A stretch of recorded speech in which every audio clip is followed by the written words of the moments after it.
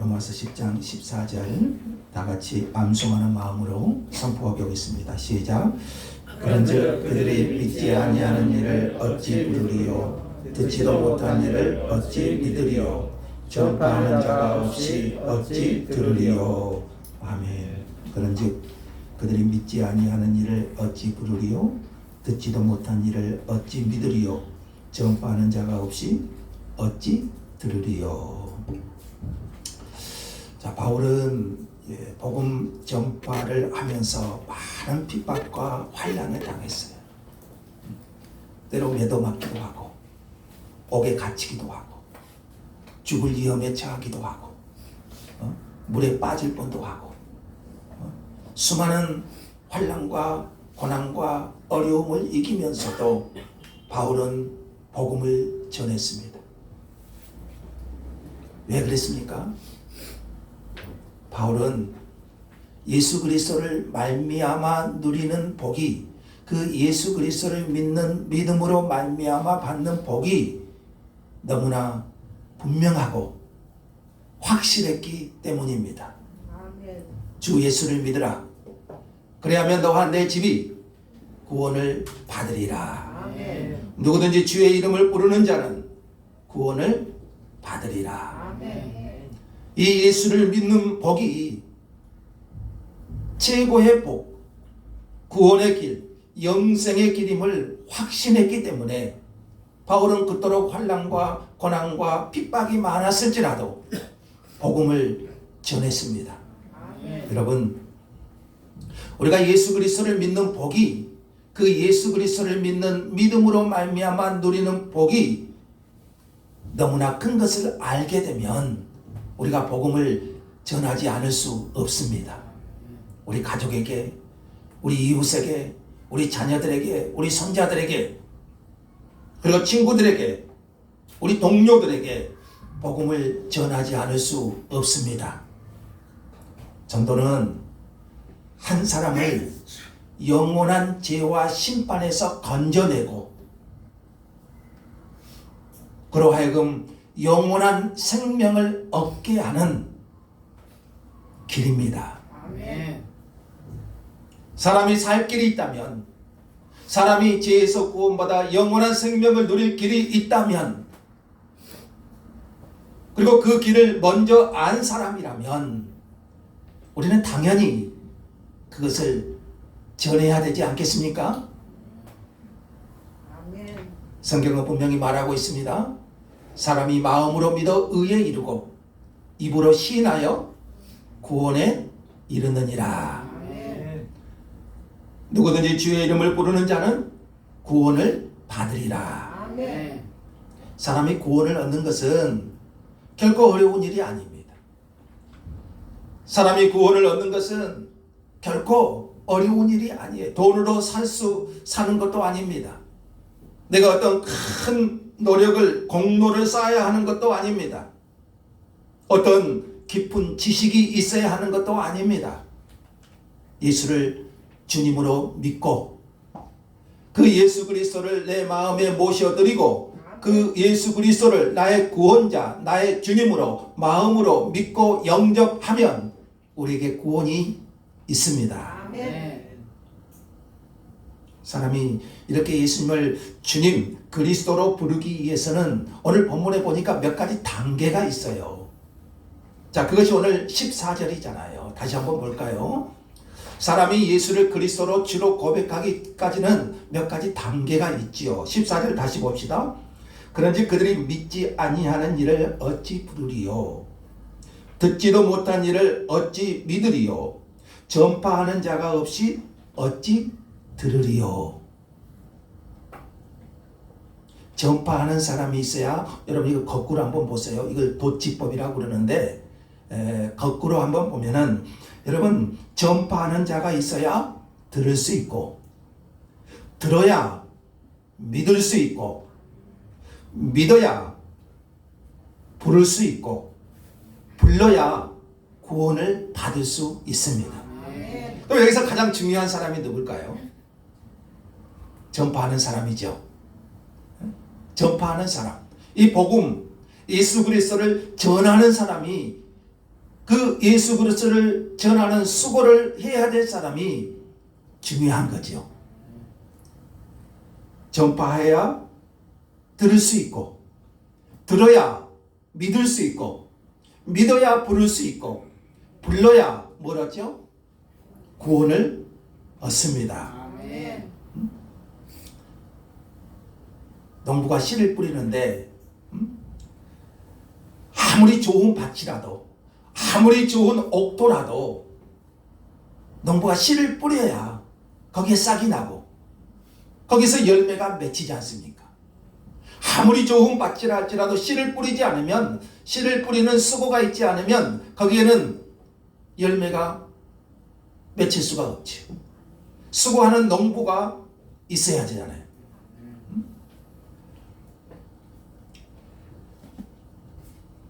그러니까 전하는 사람이 반드시 필요한 것입니다. 아무리 좋은 옥토가 있어도 씨를 뿌리는 자가 없으면 소용이 없듯이, 아무리 좋은 소식이라도 그 소식을 전하는 사람이 있어야 되는 거예요. 우리 속담에 이런 말 있잖아요. 부뚜막에 소금도 넣어야 짜다. 이것처럼 누군가가 전해주는 역사가 필요하고, 누군가는 전해주어야지요. 누군가는 전해주어야 되는 수고가 필요하고, 그래야 듣게 하는 역사가 일어나는 거잖아요. 아멘. 에스겔 2장 7절 말씀을 보면은 아주 중요한 말씀이 있습니다. 그 말씀이 뭐냐면, 그들이 듣든지 아니 듣든지, 그들이 듣든지 아니 듣든지 너는 내 말로 고할지어다. 듣고 안 듣고는 나중 문제예요.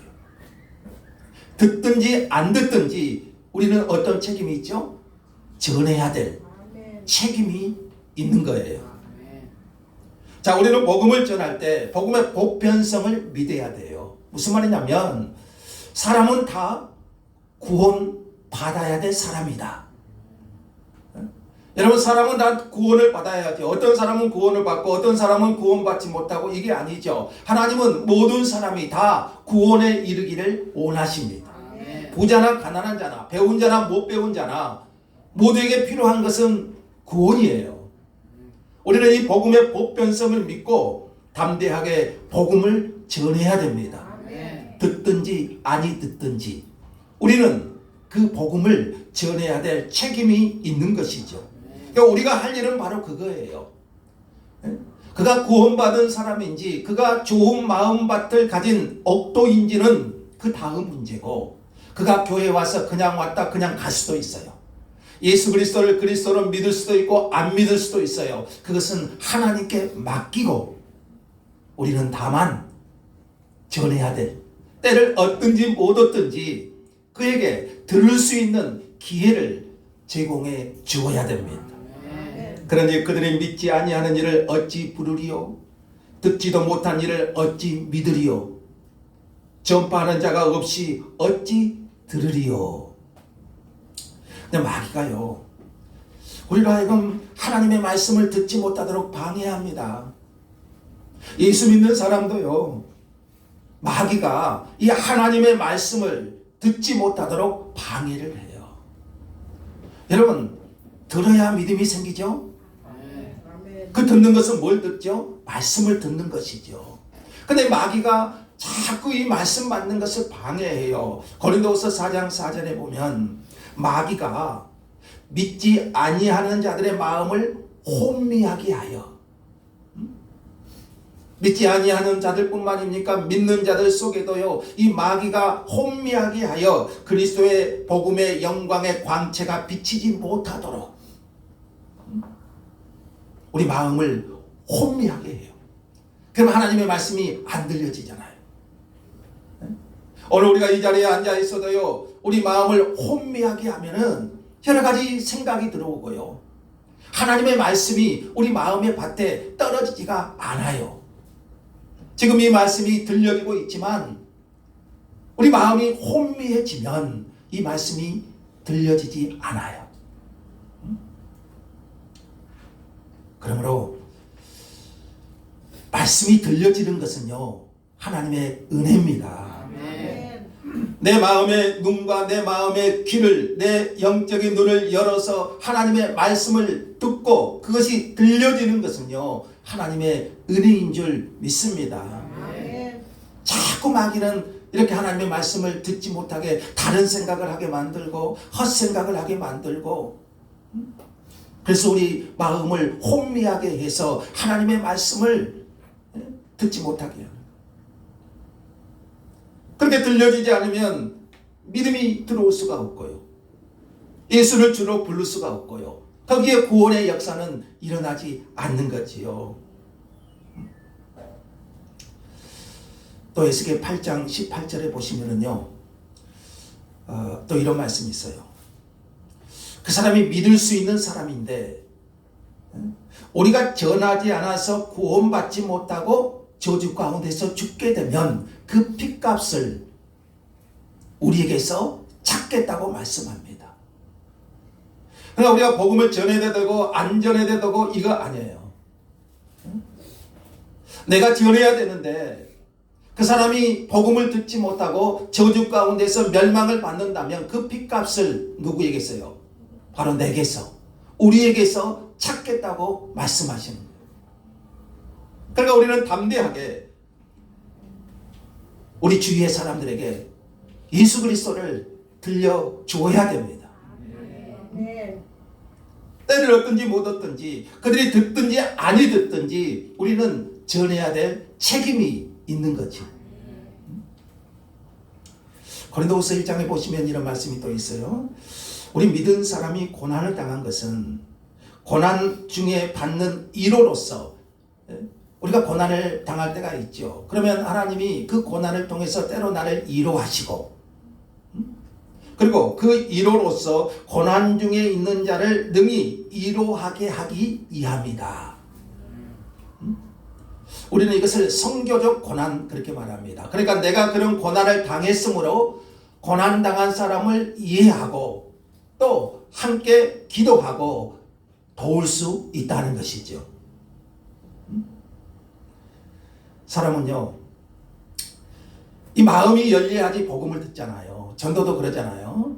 마음이 닫혀 있으면 아무리 좋은 말씀도 들어가지 않아요. 근데 그 사람의 마음을 열게 하려면요, 자기와 같은 고통을 겪고 있는 사람의 말이 더 열려지게 만들어요. 예를 들면 어떤 사람이 다리 하나가 부러져서 병원에 입원을 했어요. 그래서 두 다리 건강한 사람이 이제 병원에 신방을 가가지고 이제 기도하면서 그래요. 천만 다행입니다. 이만해서 두 다리 잃은 것보다는 낫습니다. 하나님께 감사하십시다. 그러면 그것이 감사가 되겠어요? 이 사람을 위로할 수 있는 사람은요, 그 옆에 병상에 있는 두 다리 잃은 사람입니다. 그 두 다리 잃은 사람을 보기만 해도 위로가 돼요. 왜요? 자기는 한 다리가 있거든요. 아멘. 가난한 자에게 복음을 잘 전달해주기 위해서는요, 가난한 크리스찬이 필요하고요, 병든 자에게 복음을 전하기 위해서는 또 병든 크리스찬도 필요하고요. 예수 믿는 사람이라고 해서 다 건강하고 다 형통한 것만은 아니지 않습니까? 실패한 사람이 아니고서는 실패당한 사람을 위로할 길이 없어요. 그러니까 저는 사도 바울이요, 평생 자기가 가지고 있는 육체의 가시가 있었잖아요. 왜 하나님께서 그 가시를 제거해 주지 않으시고 끝까지 그 가시를 가지고 가게 하셨을까? 그걸 생각해 보면은요, 저는 성교적 고난, 이 말씀을 드렸는데 바울이 그런 사람을 이해하고 바울에게 그런 육체적 가시, 어려움 가운데 있는 사람들을 돕고 섬길 수 있는, 아마 그런 차원에서 하나님이 그에게 육체적 가시를 주시지 않았을까, 그런 생각을 하게 돼요. 그래서 우리는 이것을 성교적 고난 이렇게 표현하기도 합니다. 그러니까 우리는요, 내가 어려움에 있다면 그 어려운 상황에 처한 사람을 또 이해하고 복음을 전할 수 있는 기회가 되는 겁니다. 내가 모든 것이 잘 풀어지고 이루어진 다음에 복음을 전할 수 있는 것만은 꼭 아니에요. 하나님은 내게 그런 어려움을 통해서 극복하게 하시고 위로하게 하시고 그걸 통해서도 또 다른 사람을 위로하게 하시고 그 복음이 전해지게 하시는 거예요. 본문에는 복음 전파에 관해서 한 가지 더 말씀하고 있는데 15절 말씀해 보시면은 보내심을 받지 아니하였으면 어찌 전파하리요 그랬습니다. 보냄을 받는다는 말은 우리가 이것을 사도라고 말하죠. 보냄을 받는다. 그러니까 말씀이 들려지는 것이 은혜라고 그랬죠. 나를 통해서 하나님의 말씀이 전해진다는 것, 이것이 또 얼마나 귀한 일입니까? 그러니까 우리는 보냄받은 자의 강한 사명감이 있어야 됩니다. 그럼 보냄받은 자는 누굽니까? 자, 예수님이 부활승천하시면서 제자들에게 명령하셨죠. 어떤 특정한 사람에게만 말씀하신 것이 아니죠. 부활승천하시면서 세상 권세를 가지신 그 주님께서 땅 끝까지 내 증인이 되리라. 성부와 성자와 성령의 이름으로 제자를 삼고 그랬잖아요. 그러니까 보냄받은 사람은 오늘날 교회, 오늘날 먼저 부르심을 받은 모든 하나님의 자녀들이에요. 아멘. 먼저 예수 그리스도를 영접한 하나님의 백성들이에요. 저와 여러분이 바로 보냄받은 자인 줄 믿습니다. 아멘. 그러니까 우리는 이 하나님께서 나를 보내셨다는 이 부르심, 이 사명감이 있어야 되는 거죠. 이게 없이 여러분 우리는 결코 복음을 전할 수가 없어요.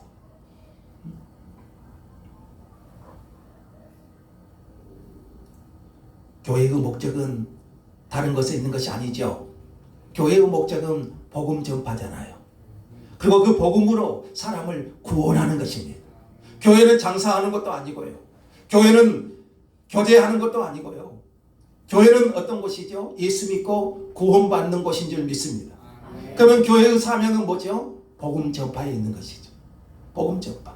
그러니까 봉사도 하고 구제도 하고 섬기는 것도 하지만 교회가 여러 일도 하지만 목적은 복음 전파인 줄 믿습니다. 복음 전파죠. 이 세상에서 가장 아름다운 일이 있다면 우리 교회 입구 나가면서 항상 천정기에 써 있죠. 한번 나가면서 한번 보세요. 이 세상 최고의 선물이 뭐죠? 전도라고 써져 있죠. 이 세상에서 우리가 줄 수 있는 최고의 선물은 뭡니까? 전도잖아요. 전도가 뭡니까? 죽을 영혼을 살리는 거잖아요. 멸망받을 영혼을 천국으로 인도하는 거잖아요. 아멘. 죽어가는 사람을 살리는 것보다 더 복되고 기쁜 소식이 어디가 있겠습니까? 이보다 더 좋은 선물이 어디가 있겠습니까? 그러니까 이 세상에서 최고의 선물은 뭐라고요? 전도라고 말씀합니다. 아멘. 그래서 바울은 오늘 본문에서 뭐라고 하냐면요, 이 복음 전파자의 발이 아름답다고 말합니다. 15절 말씀에 계속 그래요. 기록된 바 아름답도다 좋은 소식을 전하는 자들의 발이여 한과 같으니라. 세상에서 가장 아름다운 발은 어떤 발입니까? 복음 전파자의 발이라는 거죠. 이 말은 이사야서 말씀을 배경으로 하고 있는데요. 이 말씀의 배경이 뭐냐면 이스라엘이 바벨론 포로 생활 70년을 하지요. 그리고 그 바벨론 포로에서 해방되었다는 그 기쁜 소식을 산 넘고 물 건너서, 당신은 수단이 그것이니까요. 이 바벨론 포로에서 해방되었다는 소식을 전하는 발, 산 넘고 강 건너, 그 발이 얼마나 아름답냐, 그 의미예요. 예수님의 죽으심과 부활은, 그리고 그 죽으심과 부활을 통해서 우리에게 영원한 생명의 길을 열어주셨다는 그 소식은 최고의 기쁜 소식인 거예요. 아멘. 그래서 예수님이 탄생하실 때 천사들이 뭐라고 말씀했어요? 큰 기쁨의 좋은 소식 그랬잖아요. 예수님의 탄생 소식은 큰 기쁨의 좋은 소식이에요. 그 예수의 탄생으로 말미암아서 우리에게 구원의 길이 열려진 것이고요. 그 예수의 십자가의 죽으심과 부활을 통하여 우리에게 영원한 생명의 길이 열어진 것입니다. 바벨론 포로에서 해방되었다는 소식을 알리는 발도 아름다운데, 죄와 사망에서 구원 얻을 길을 전하는 그 발이 얼마나 아름답겠냐는 그런 말씀인 거죠. 바울은 이 복음을 전하는 것이 가장 고상하고 하나님을 기쁘시게 하는 것임을 깨달았어요. 아멘. 그래서 자기는 평생을 거쳐서 이 사명을 감당하고자 애를 썼잖아요. 내가 달려갈 길과 주 예수께 받은 사명, 곧 하나님의 은혜의 복음을 전하는 일을 마치려 하면은 내 생명조차 아끼지 않겠다, 이렇게 고백하죠. 여러분, 이 세상에서 복음을 전하는 일이야말로 하나님이 보실 때 가장 귀한 일인 줄 믿습니다. 하나님이 보실 때 가장 가치 있는 일이고 우리가 세상을 살아가면서 가장 귀중한 일인 줄 믿습니다. 그런데 우리가 복음을 전하지만 많은 사람들이 이 복음을 잘 받아들이지 않죠. 우리가 100명에게, 우리가 가끔 우리 교회도 노방전도도 하고 그랬습니다만은요, 한 1000명 전에도요, 한 명 구원받기가 쉽지가 않아요. 우리가 복음을 전한다고 해서 다 영접하나요? 거절하는 사람이 많습니까? 영접하는 사람이 많습니까? 거절하는 사람이 태반이죠. 왜 그럴까요? 여러분, 우리가 복음이 전해지고 들려지면 거기서 믿음이 생긴다고 했는데, 여러분, 들려진다고 해서 다 믿어지나요? 우리가 예수를 주로 부르려면, 예수를 나의 구원의 주로 부르려면은 먼저 내 부정, 자기 부정이 있어야 되잖아요. 내 고집을 내려놓고, 내 교만한 마음을 내려놓고 예수님을 나의 구원자로 모셔드려야 되잖아요. 그리고 그 예수를 믿는 믿음을 가져야 되잖아요. 그러니까 이 믿음이 들어오지 않으면 우리가 교회도 나오기가 한계가 있어요. 근데 하나님이 이 믿음을 우리에게 주셔야 돼요. 그래서 믿음을 뭐라고 그랬죠? 하나님이 주시는 선물이라고 말하죠. 그러니까 우리가 예수 그리스도를 믿기 위해서는 하나님께서 우리에게 그 믿음을 주셔야 됩니다. 그럴 때 우리가 자기 부정을 할 수가 있고요, 예수 그리스도를 내 고집과 내 편견과 내 교만을 내려놓고 예수님을 나의 주님으로 고백할 수 있는 거죠. 거기에 구원의 역사가 일어나는 거잖아요. 근데 그게 내 힘으로 안 되는 거죠. 성령께서 우리 마음을 주장해 주셔야 되고 우리에게 믿음을 주셔야 되고, 그럴 때 회개가 되고 우리가 주의 이름을 부르며 거기에 구원의 역사가 일어나게 되는 것입니다. 그런데 16절에 말씀한 것처럼 저희가 다 복음을 순종하지 않았다. 이것이 바울의 고민이에요. 그리고 우리의 고민이기도 해요.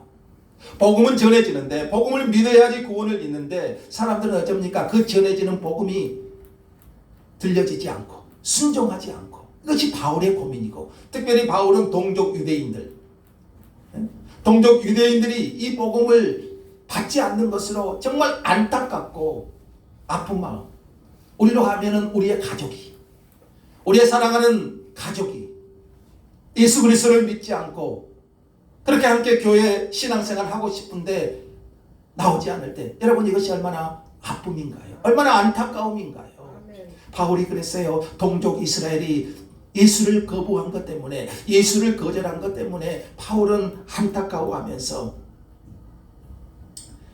이사야 성경을 읽으면서 깨닫게 됩니다. 그게 뭐냐면, 주여 16절 이하에 보시면 그랬죠. 주여 우리가 전하는 바를 누가 믿었나이까. 이사야 선지자의 고민이기도 해요.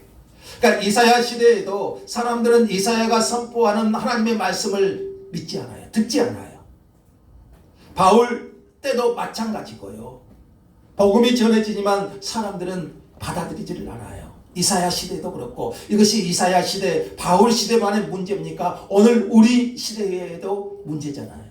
복음은 들려지는데 사람들은 그 복음을 얼른 받지를 못합니다.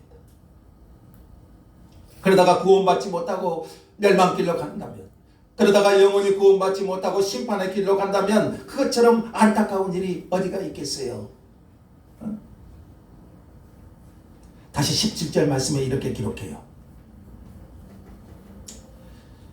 믿음은 들음에서 납니다. 믿음은 어디서 나죠? 들음에서 나요. 뭘 듣죠? 말씀이죠. 그리스도의 말씀이 들려지고요. 아멘. 자, 그 말씀을 전할 때 마음 문이 열려서 듣게 됩니다. 예수님께서 뭐라고 하셨죠? 들을 게 있는 자는 들으라 그러죠. 아멘. 들을 기가 없는 자는 들려지지만 들려지지 않습니다. 자, 우리 믿는 사람에게 고민이 있다면 두 가지예요. 하나는 기도가 막힌 것이고, 여러분, 우리 믿는 사람에게 고민이 있다면 그거예요. 내가 문제가 있고 여러 가지 어려움 가운데 있지만은요, 내 기도가 막혀버리면, 그리고 또 하나, 하나님의 말씀이 들려오지 않으면, 여러분, 이거 우리 그리스도인이 가장 고민이에요. 똑같이 말씀이 전해지는데, 어느 시간에 똑같은 하나님의 말씀이 전해지는데, 한편에서는 마음이 열려서 말씀이 열매를 맺고, 또 한편에서는 말씀이 들려오지 않고 거부 반응이 일어나요. 여러분, 그것은 저는 영적으로 보면요, 심판받은 마음이에요. 하나님의 말씀이 들려오지 않는 마음, 이미 심판받은 마음이지. 하나님의 말씀이 우리 믿음의 근거입니다. 그러니까 우리가 믿음이 세워지고 믿음이 생기는 근거는 말씀이에요. 그러니까 이 말씀이 들려지는 곳에서 결국에는 내 믿음이 세워지는 것이죠. 어떤 분은 그래요. 내가 믿음이 생기지 않는다고 그래요. 그럴 때마다 우리는 더 하나님의 말씀을 들어야 될 줄로 믿습니다. 그 말씀을 들음으로써 내게 믿음이 생기고, 계속해서 그 말씀을 들음으로써 내 믿음이 성장해지고, 더 계속해서 말씀을 부지런히 들음으로써 내 믿음이 자라게 되는 거잖아요. 우리 신앙의 근거, 우리 믿음의 근거는 말씀이에요. 말씀. 데살로니가 교회 성도들은 그랬잖아요. 바울이 복음을 전할 때 사람의 말이 아니라 하나님의 말씀으로 받으니까 그들의 믿음이 자라났다고 말해요. 그들의 믿음이 그 하나님의 말씀에서 자라났다고 고백하고 있죠. 예수님께서 네 가지 마음밭의 비유를 말씀하신 적이 있죠. 길가밭, 그리고 돌밭, 그리고 가시떨기밭. 이 세 밭의 특징은 뭡니까? 길가는 딱딱하죠. 당연히 씨가 떨어져도 씨는 말씀이죠. 당연히 씨가 떨어져도 딱딱하니까요. 길가 같은 밭은요, 말씀이 전혀 들어가지 않죠.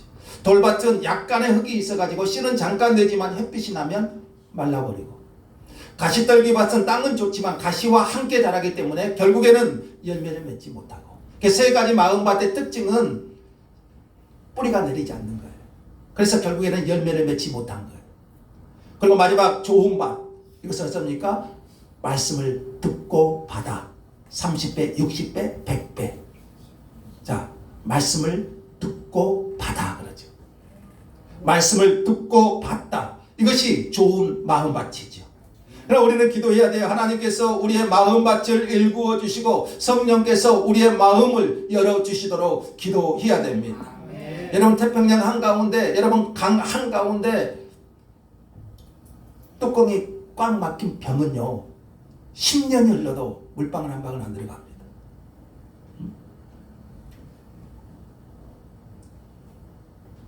주님께서 마음문을 열어주셔야 돼요.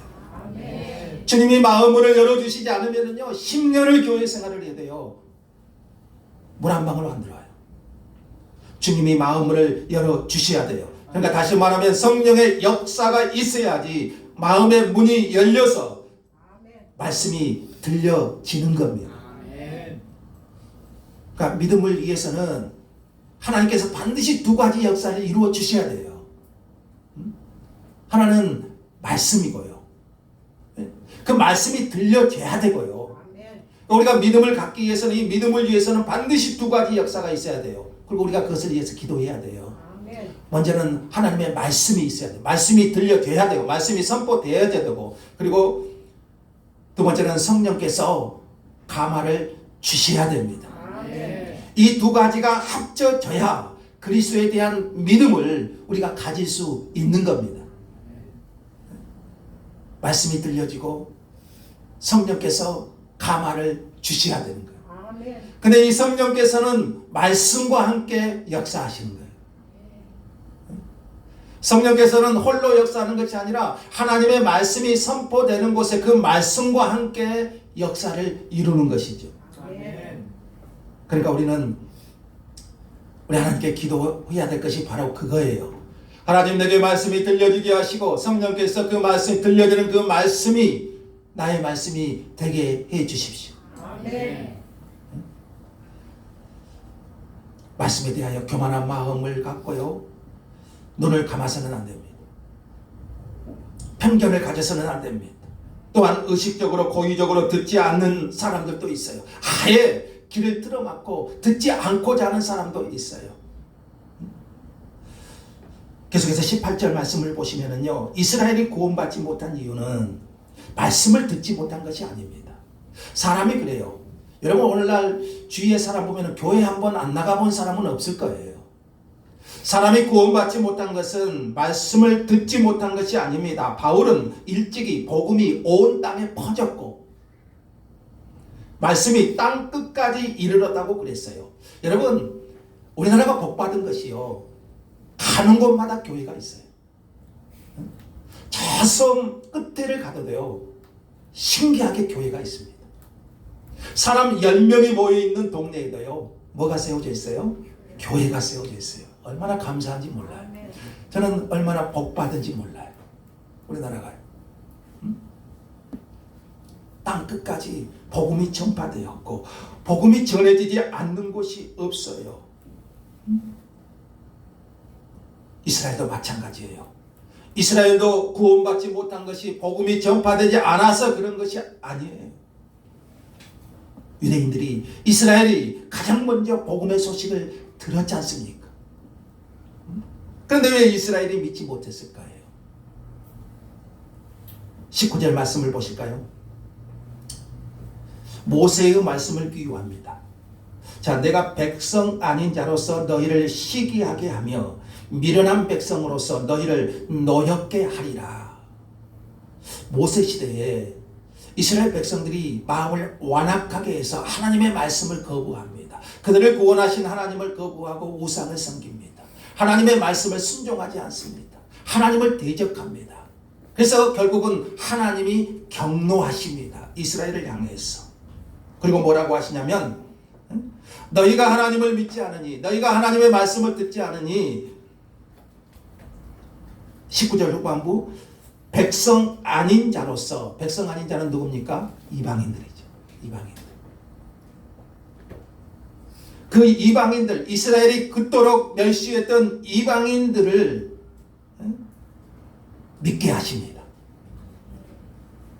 그리고 너희를 시기하게 하여 미련한 백성으로서 너희를 노엽게 하리라. 여기 미련한 백성도 이방인이죠. 그러니까 이스라엘 백성들이 하나님의 복음을 거부하니까 이 복음이 이방인들에게 흘러가게 되고요. 백성 아닌 이방인들, 그들이 미련하다고 생각한 이방인들이 마음을 열어서 복음을 영접하게 되고, 그래서 이스라엘이 뭐 한다는 거죠? 식이 나게 해가지고 식이 나게 해서 결국에는 하나님의 뜻은 뭡니까?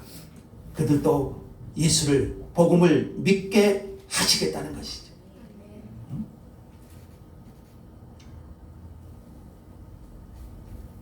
그리고 20절에서는 이사야가 담대히 더 외쳤어요. 내가 나를 찾지 아니한 자들에게 찾임받고, 여기도 이방인들 말하죠. 찾지 않는 자들에게 찾임받고 내게 묻지 아니한 자들, 이방인들. 그러니까 이스라엘은 복음을 거부했고 대신에 하나님의 백성 아닌 자들, 하나님을 찾지 않고 하나님께 묻지도 않는 이방인들이 예수를 믿게 되는 것입니다.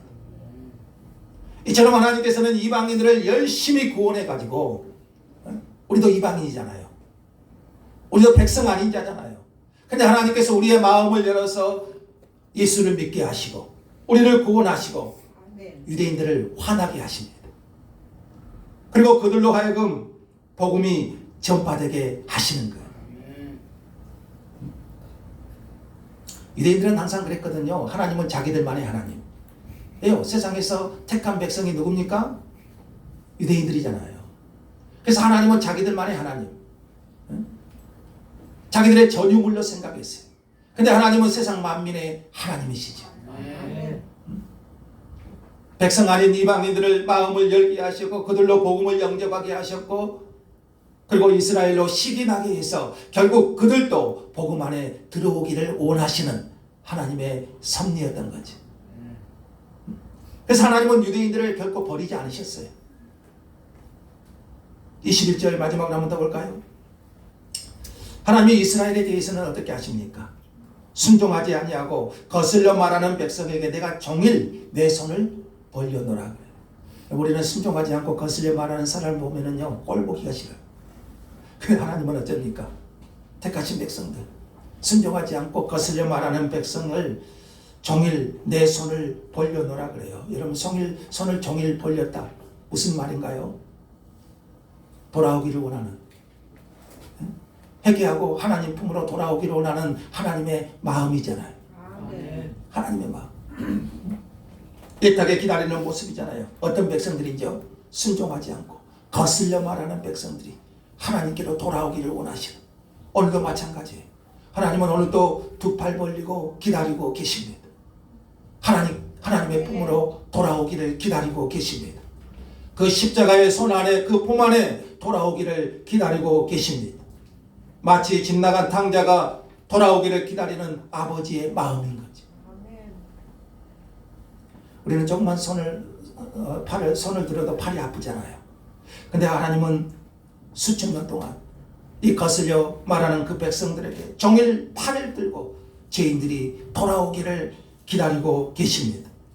지금도 하나님은 두 팔을 벌리고 돌아오기를 기다리고 계십니다. 이것이 우리 아버지의 마음이지. 이것이 오늘 우리 하나님 아버지의 애타는 마음이지. 그분이 우리의 죄를 위해서 십자가에 피 흘려 죽으셨고 3일 만에 부활하셨고요. 그리고 그 주님께서 오늘 또 두 팔을 벌리고 거슬려 말하는 백성들을 향하여 돌아오기를 애타게 기다리고 계시는 겁니다. 오직 주께서는 너희를 대하여 오래 참으사 아무도 멸망하지 아니하고 다 돌이켜 회개하기를 원하느니라. 이것이 우리 주님의 마음이지. 자, 우리는 오늘 이 주님의 마음을 저와 여러분 품기를 원합니다. 아멘. 이 주님의 마음을 품고 때를 얻든지 못 얻든지 우리에게는 어떤 책임이 있어요? 복음 전파의 책임. 그 복음 전파의 책임이 우리에게 있는 것이에요. 우리는 이 책임을 가지고 이 일에 힘쓸 수 있기를 원합니다. 그런즉 그들이 믿지 아니하는 일을 어찌 부르리요? 듣지도 못한 일을 어찌 믿으리요? 전파하는 자가 없이 어찌 들으리요? 아름답도다 좋은 소식을 전하는 자들의 발이여 한과 같으니라. 오늘 우리 로마서 말씀, 그동안 우리 로마서 말씀을 쭉 공부했어요. 오직 구원의 길은, 오직 우리를 의롭다 하는 길은 예수 그리스도를 믿는 유일한 길입니다. 그 복음이 우리를 구원하는 길입니다. 아멘. 그리고 오늘 우리는 그 복음의 책임을 맡은 자들인 것을 다시 한번 자각할 수 있기를 원합니다. 아멘. 우리의 삶의 현장이 선교지예요. 내가 처한 그곳이 바로 복음을 들고 가야 될 선교지라는 사실이죠. 우리가 이 복음 전파의 책임성을 우리 다시 한번 깨닫고 우리의 삶의 현장에, 우리의 이웃에, 우리의 동료에, 우리의 가족에, 우리의 친구에 이 복음을 전하는, 듣든지 아니 듣든지 그런 아름다운 발이 되시기를 주의 이름으로 축복합니다. 아멘. 하나님 감사합니다.